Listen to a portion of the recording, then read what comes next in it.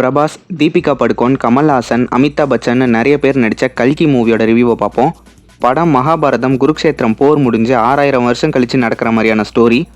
உலகத்தோட கடைசி நகரமாக இருக்க காசியில் தான் ஹீரோ இருக்கார். உலகத்தில் எங்கேயும் தண்ணி கிடைக்கல, கங்கையும் வற்றி போச்சு.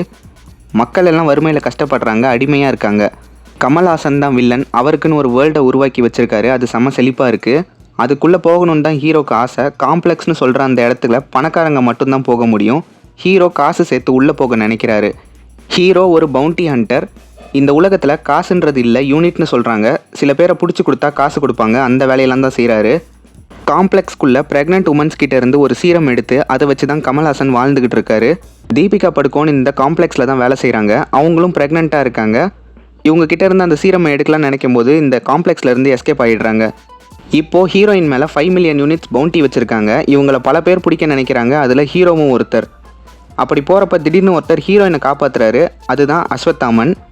மகாபாரத போரில் பாண்டவர்களை எதிர்த்து போரிட்ட அஸ்வத்தாமன் பிரம்மாஸ்திரத்தை விட்டு உத்திரையோட குழந்தைய கருவிலேயே கொன்னதால் கிருஷ்ணர் கலியுகம் முடிகிற வரைக்கும் உனக்கு சாவே இல்லாமல் கஷ்டப்படுவேன்னு சொல்லி சாபம் கொடுக்குறாரு. இந்த சாபம் நீங்கள் கலியுகம் முடிகிறப்ப நான் பிறப்பேன், நான் பிறக்கக்கூடாதுன்னு நிறைய பேர் எதிர்ப்பாங்க, ஆனால் நீ என்னை காப்பாற்றணும்னு சொல்கிறாரு கிருஷ்ணர். இப்போது ப்ரெசண்ட்டில் தீபிகா தான் அந்த குழந்தைய சுமக்கிறாங்க. ஹீரோ அவங்கள பிடிக்க நினைக்கிறாரு, அமிதாப் பச்சன் காப்பாற்ற நினைக்கிறாரு. இதுக்கப்புறம் அவங்க 2 பேருக்கு நடுவில் என்ன ஆச்சுன்றது தான் ஸ்டோரி. மூவி செமையாக இருந்தது. நான் அவ்வளோ எக்ஸ்பெக்டேஷனோட போல, அதனாலேயே வேறு லெவலில் இருந்தது. ட்ரெய்லர் மட்டும்தான் பார்த்தேன். ஏதோ மொக்கையாக இருக்கும்னு நினச்சேன், ஆனால் சூப்பராக இருந்தது. மூவி 3Dயில் ரிலீஸ் ஆகியிருக்கு. கண்டிப்பாக தேட்டரில் போய் பாருங்கள், ஒர்த்தாக இருக்கும்.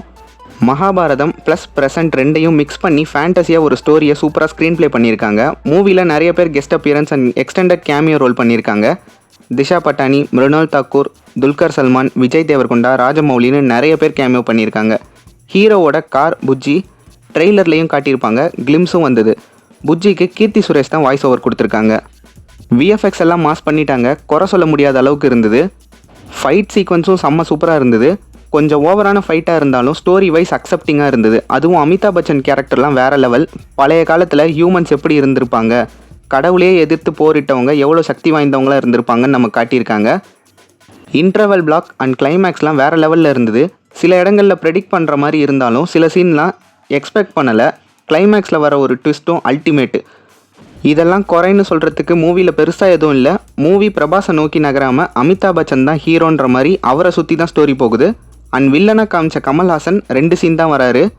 நிறைய சீன் ஹாலிவுட்டில் இன்ஸ்பயர் ஆகி எடுத்த மாதிரி இருந்தது. மேட் மேக்ஸ், இன் டைம் மூவியில் வர்ற சீன்லாம் இருந்தது.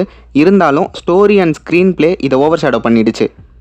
மகாபாரதமோட கேரக்டர்ஸான அஸ்வத்தாமன், கர்ணன், கம்சன்லாம் ஃப்யூச்சரில் இருந்தால் எப்படி இருந்திருக்கும்னு ஃபேண்டசி கலந்த கற்பனையாக பண்ணியிருக்காங்க. எல்லாருக்கும் மகாபாரதம் ஸ்டோரி தெரியுமான்னு தெரில. இந்த ஸ்டோரியை ஒரு 1/2 hour போல் காமிச்சிட்டு போயிருந்தா இன்னும் நல்லா இருந்திருக்கும். மூவியை தேட்டரில் பாருங்கள், கண்டிப்பாக ஒர்த்தாக இருக்கும், உங்களுக்கும் பிடிக்கும்.